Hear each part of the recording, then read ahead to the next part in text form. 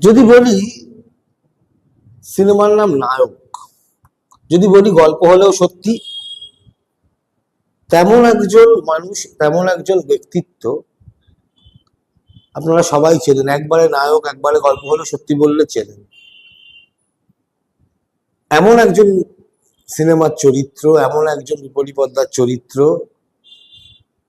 আস্তে আস্তে আজ তাকে নিয়ে কতটা স্মৃতিচারণা হয়, তাকে নিয়ে কতটা কথা হয়, হয় না।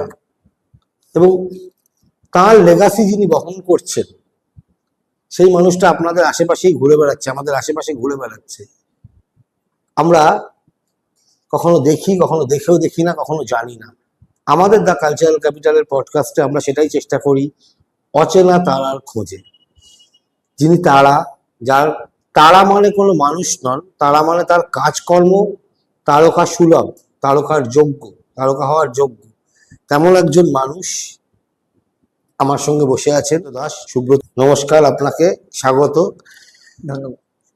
তিনি হচ্ছেন, যেটা বললাম, এরকম নায়ক, গল্প হলো সত্যি, ডাক্তার, এমন দিকপাল, সব মানে কিংবদন্তি যে সিনেমাগুলো হয়ে গেছে। অন্যতম চরিত্র ভারতী দেবী। একবার আমি পরে নামটা ইচ্ছে করেই বললাম, নাম বললে চিনতে পারবেন। ভারতী দেবীর সুযোগ্য ভাইপো, ভারতী দেবী ওনার পিসি। শুধু ভারতী দেবী না, স্বনামধন্য সুব্রতবাবুর নিজেও, কারণ সুব্রতবাবুর নিজেরও অনেক প্রতিভা আছে। তো সবকিছু নিয়ে আমরা আজকে আড্ডা মারবো এবং আপনাদের কাছে সুব্রত বাবুকে তুলে ধরবো, আপনাদের সামনে আনবো, সেটাই আমাদের উদ্দেশ্য। স্বাগত আপনাকে। কিন্তু যেহেতু আমরা ভারতী দেবী দিয়ে শুরু করি, হ্যাঁ, ভারতী দেবী বিখ্যাত, ভারতী দেবী বাঙালির অন্তরের যেমন ছায়া দেবী, যেমন পদ্মা দেবী, যেমন কানন দেবী, তেমন ভারতী দেবী, চন্দ্রাবতী দেবী। এই যে লেগাসি একটা ভারতী দেবী, তো মলিনা দেবী বলে, সেরকমই ভারতী দেবী। এইরকম একজন মানুষের ভাইপো আপনি। পিসির কিছু গল্প আমাদের বলুন, মানে পিসির সাথে আপনার বন্ডিং। ভারতী দেবীর খুব কথা, ওই সিনেমাটুকুই দেখেছে, তাহার সম্পর্কে আর খুব বেশি কিন্তু আমাদের বাঙালি দর্শক ভারতী দেবীকে আজও চেনেন, কিন্তু তাহার সম্পর্কে খুব একটা জানেন না। কোথায় থাকতেন? ঢাকুরিয়ায়? আমি থাকতাম ইয়েতে, আমি যখন ছোট ছিলাম 4 বছর, তখন আমি রাসবিহারী অ্যাভিনিউ, আচ্ছা যেটা এখন মিষ্টির দোকান গুপ্ত ব্রাদার্স, আচ্ছা, যেটা ওই হিন্দুস্তান পার্কে রয়েছে, সেই বাড়িতেই আমার থাকতাম। আমার শিশু মঙ্গলে জন্ম হয়েছিল 1953 সালে। আচ্ছা তারপরে আমি ওখান থেকে ওই বাড়িতে আসি, 4-5 বছর ছিলাম। তারপরে ওখান থেকে আপনার বাড়িটা, ওখান থেকে আমরা চলে গেলাম পাম অ্যাভিনিউ। পাম আচ্ছা। অ্যাভিনিউ নিজেদের বাড়ি, আমাদের নিজেদের বাড়ি তৈরি হয়েছিল। সেই বাড়িতে গেলাম, ওখানে ছিলাম 74 সাল পর্যন্ত। আচ্ছা, তারপর ওখান থেকে চলে গেলাম ঢাকুরিয়া। ওকে। ঢাকুরিয়া, তার মাঝখানে আমি বালিগঞ্জ স্টেশনে ছিলাম পিসি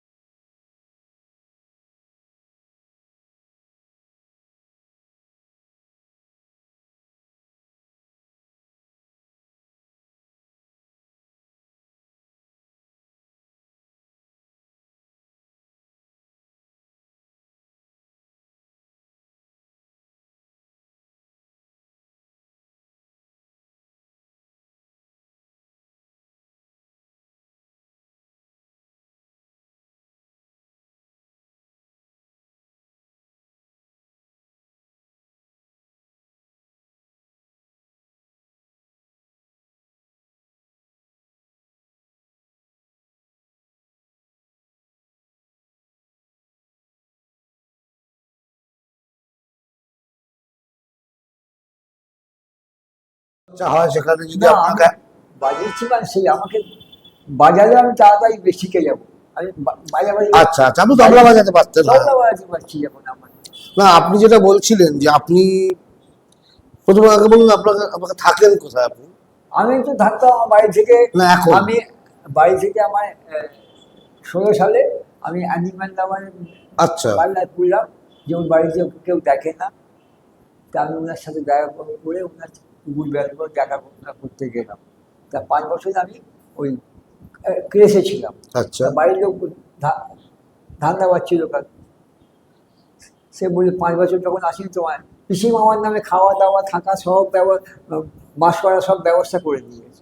দিয়ে আমাকে কিছুই দিল না, আবার বাড়ি থেকে বার করে দিল। আপনি যখন জজের কাছে গেলাম, জজ ওকে ধমকালো এই আপনার ইয়েছে, কিন্তু আমার তখন পয়সা ছিল না বলে বলে আপনি সিনিয়র সিটিজেন ভাইকে বাড়ি থেকে বার করে দিয়েছেন, ওই ইয়েটা কোথায় গেল ঘরটা? মানে আপনি তো আগে এখানে তো পিসিমার বাড়িতে আপনি তো একটা ব্যবসা করেছিলেন, গেস্ট হাউসের ব্যবসা। না, আপনি তো তারপর বেরিয়ে গেলেন, বাড়ি থেকে বেরিয়ে এখন আপনি থাকেন কোথায়? রাত চাকরি দাদা বাজিয়ে আমি চলে যাই, এখন হসপিটালে থাকি। আচ্ছা, ধরুন আমি কোথাও একটা চলে গেলাম, ভাঙড়ে থাকলাম কালকে। আচ্ছা। কালকে চলে গেলাম নিচে। ওরা জায়গা দেয়?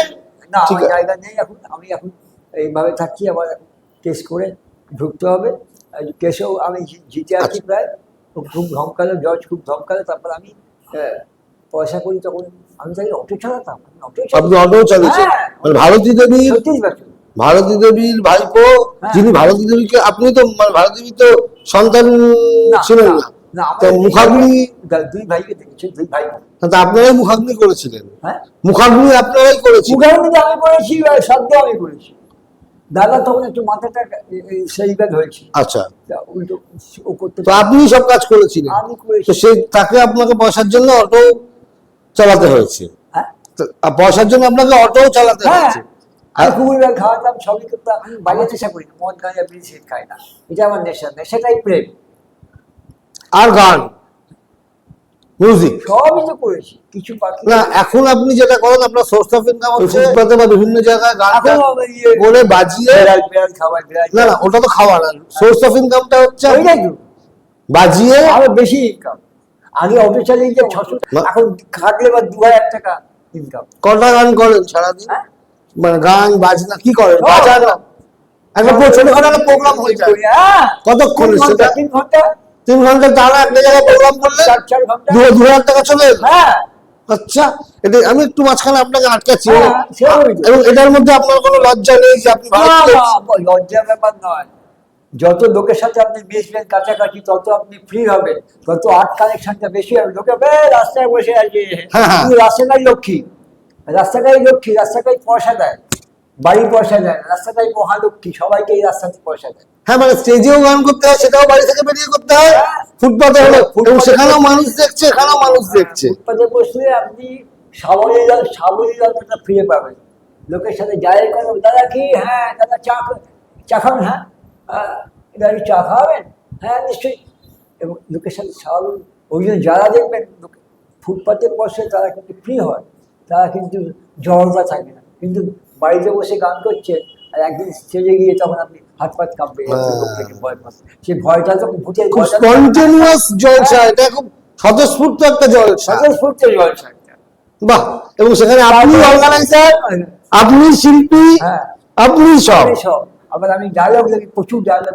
আচ্ছা। প্রচুর ডায়লগ। আচ্ছা। যেমন আমাদের পেটটা হলো একটা প্রেশার কুকার, জানেন? সেই এই জায়গাটাও আপনি দিচ্ছেন হ্যাঁ, বলছি লোকে মেনেও নিচ্ছে, ঠিক করে। হ্যাঁ, প্রেশার কুকার কেন কেন? ওই ভগবান এমন সৃষ্টি করেছে যে এটা একটা প্রেশার কুকার, এটা দুটো সিটি আছে, ঢেকুর আর তলা দিয়ে ফাট। হ্যাঁ, এটা কিন্তু খাবার তৈরি, কার খাবার তৈরি হচ্ছে? গাছের খাবার তৈরি হচ্ছে। এটা আমাদের পটিটা হলো একটা অমৃত, ঘৃণ্য অমৃত, ঘৃণ্য অমৃত। পটি না হলে আর সার পাবে না গাছ, সুতরাং খাওয়া হবে না। সুতরাং এটা একটা পটি ভগবান সৃষ্টি করে দিয়েছে। পিঁপড়ের পেটের ভেতরে প্রেশার কুকার আছে, সেও পায়খানা করবে সেখানে। বইটার মধ্যে প্রায় সারাদিন, যাতে গাছের কোনো অভাব না হয়, আর ওরা ফল দিচ্ছে, আমাদের কোনো অভাব না হয়। তো এইটা ফুলটা পেচ্ছাপ, ফলটা পায়খানা। না, তাহলে আমাদের এই জায়গাটা আপনি দিচ্ছেন আপনার প্রোগ্রাম? দিচ্ছি, প্রচুর জায়গা। মানুষ মরে গেলে ভূত হয় কেন? হুম। অন্য কোনো প্রাণী মরলে কেন ভূত হয়? কেন হয়? হয়তো হয় না।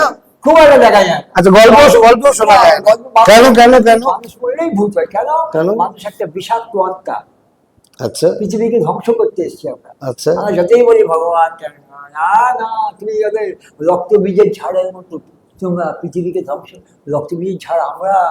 আমরা আমরা যেরকম বদমাইশ লোক, মানে এত, আসলে কথা কি, ভগবান মানে বদমাইশ লোক মরলে ভূত হয়, ভালো প্রাণী মরলে ভূত নাও হতে পারে।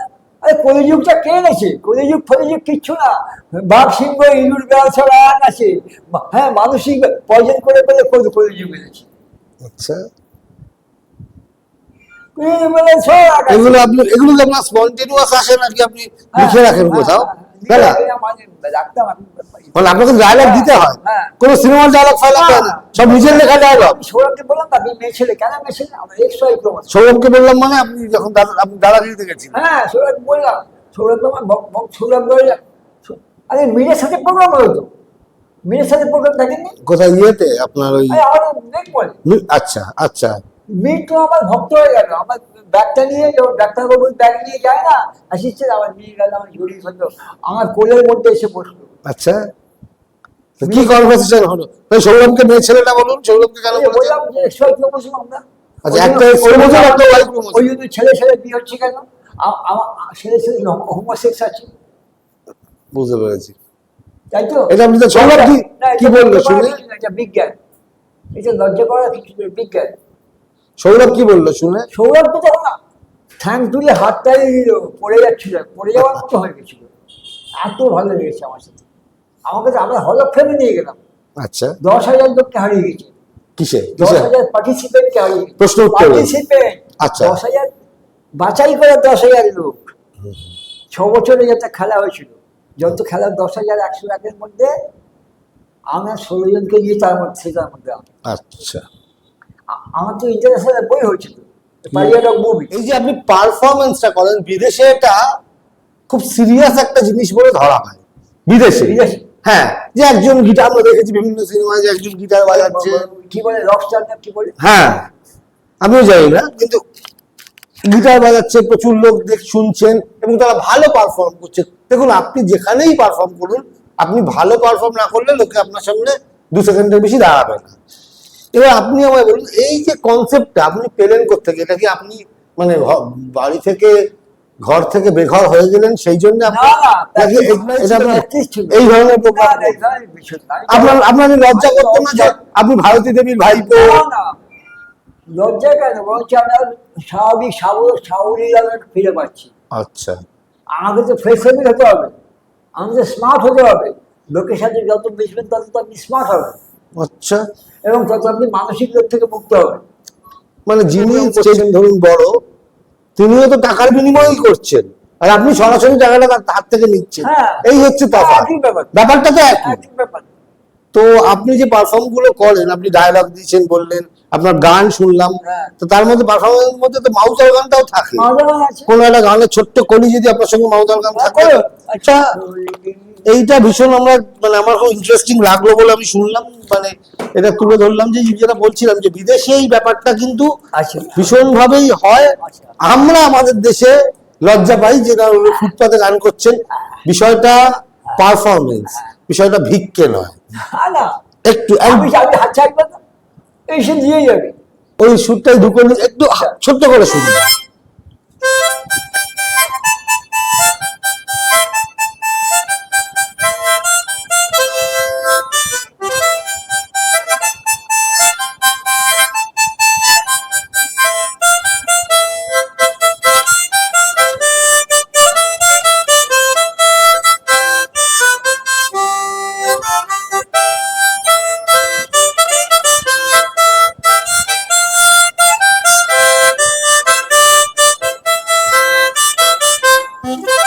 তোরেঙ্গে দম্মাগার তেরা সাথ না ছোড়েঙ্গে, তাই তো? তো আমরা এই জায়গায় বলবো যে তেরা সাথ না ছোড়েঙ্গে, আপনার সাথে। সাতটা শরীর দিয়ে, এটা কিন্তু মানুষের ক্ষেত্রে হয় না, মানুষ, এটা কুকুর বিড়ালের ক্ষেত্রে হয়। ওরা আপনার আচ্ছা, এই গানটা তাহলে আপনি অন্য প্রাণীদের ট্রিবিউট করলেন? ওইটা তখন আপনি পয়সার জন্য বেইমানি করতে পারেন, পাল্টি হতে পারে। আমরা ওইটা মানুষের সঙ্গে, মানুষের টাকা থাকলে আমি আছি, নালে নেই। তোমার যখন টাকা থাকবে না আমি তখন চলবে, কিন্তু কুকুর বেলার সাথে সেই সম্পর্কটা না, আমরা সেটা বলবো না, আমরা সেটা বলবো না। আমরা বলবো আপনার সাথে আমরা ছাড়তে চাই না, আমাদের দর্শকরাও ছাড়তে চান না, কারণ আপনি যেভাবে করলেন। আমি একদম শেষে চলে গেছি আমাদের আড্ডার। আমি একটু জানতে চাইবো ভারতী দেবীর শেষ বয়সটা, মানে যেটা আমরা শুনেছি তারকাদের তো যখন তারকা তারা রূপলী পর্দা থেকে সরে আসেন, একা হয়ে যান, মানে তার সঙ্গে কেউ যোগাযোগ রাখতেন, মানে তার শেষ বয়সটা কিরকম ছিল? খুব সদস্যের সাথে মিশতে পারতাম। অসুবিধা নেই। উনার গুমুট পরিষ্কার করেছি আমি আচ্ছা। রাত্রিবেলায় কি আচ্ছা, আমি সেবা না সেটা তো ঠিক আছে, কিন্তু আমি বলছি মানে কেউ যোগাযোগ রাখছে না। না না না যোগাযোগ রাখবো। উনি শেষ বয়সে সিরিয়ালও করতেন নাকি? শেষ বয়সেও সিনেমা করেছেন কিছু? হ্যাঁ করলো না, আরে নানা পাটেকারের সাথে ইয়ে করলো, আচ্ছা। নানা পাটেকারের সাথে যাত্রা করলো। আচ্ছা, আর যাত্রাও করতেন। 11 সালে মারা গেছেন। 11 সালে 2011 19 সাল। ডিসেম্বর, মানে একদিন বাকি আচ্ছা, বছর শেষে। হ্যাঁ, তাহলে 12 সাল হয়ে যেত। 12 সালে যাই হোক, মানে এই পিসির এনার্জিটাই আপনার মধ্যে সঞ্চারিত হচ্ছে হয়তো, হয়তো বা এসে হয়তো হয়তো মানে স্পিরিটটা। হয়তো বা এসে। কিন্তু আমাদের কৃষি অতটা পছন্দ করতেন না। হ্যাঁ, সেটাই বলছি, কিন্তু আমি আপনার মধ্যে আপনি সেটা নিয়েছেন। তেতো খেতে পছন্দ করে না, হ্যাঁ, কিন্তু তেতোটাই বাঁচায় লাস্ট। খুব ভালো কথা। তো লাস্ট বলে কিছু হয় না, কিন্তু একটা লাস্ট করতে হয়। এই শেষ করব আর একটা ছোট্ট মাউদার গানের একটা হ্যাঁ। প্রিলুড শুনি, একটা ছোট্ট বাড়িতে, কিছু বাড়িতে। এটা করে।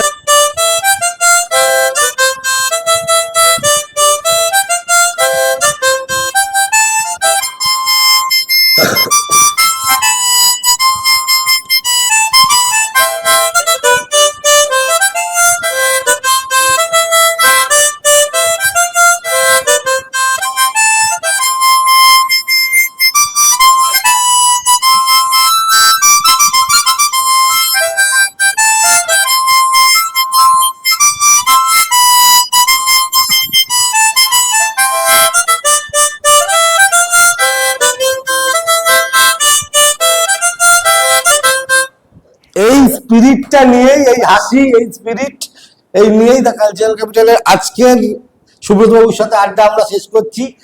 আমাদের এই এদিকে দেখে তাকিয়ে বলুন, আমাদের দর্শকরা আপনাকে খুব ভালোই লাগবে, তারা আপনারা কমেন্ট করুন। এখনো তো কিছুই বলা হয়নি, এখন অনেক ডায়লগ দেওয়ার বাকি। অনেক ডায়লগ বাকি, জীবন অনেক বাকি, এবং অনেক ঘটনা বাকি। আপনার লেক মলে বা মহানায়ক উত্তম কুমার মেট্রো লেকমলে গেছি, স্টেশনে। লেকমলে মীরের সাথে লেকমলে প্রোগ্রাম হচ্ছে। হ্যাঁ, তারপরে আমি অ্যাক্রোপলিসে যাই, আমি উত্তম কুমারে যাই। কত লোক আমার ভালোবাসে। কোনোদিন আপনাদের সাথে হয়তো দেখা হয়ে যাবে, তখন কিন্তু আপনারা দাদার সাথে এসে কথা বলবেন, এবং হ্যাঁ, হ্যাঁ, এই হ্যাঁ। স্পিরিট নিয়েই দেখবেন দাদা হ্যাঁ। ওখানে পারফর্ম করে যাচ্ছে। আমার বয়স তো বাড়ছে, তত আমি যেন ইয়াং হচ্ছে, আর young হচ্ছি। দেবানন্দের মতো। দেবে আনন্দ। দেবে আনন্দ। তো থ্যাংক ইউ আপনাকে আমাদের সাথে থাকার জন্য। আপনারাও থাকবেন, আপনাদের মতামত জানাবেন। নমস্কার।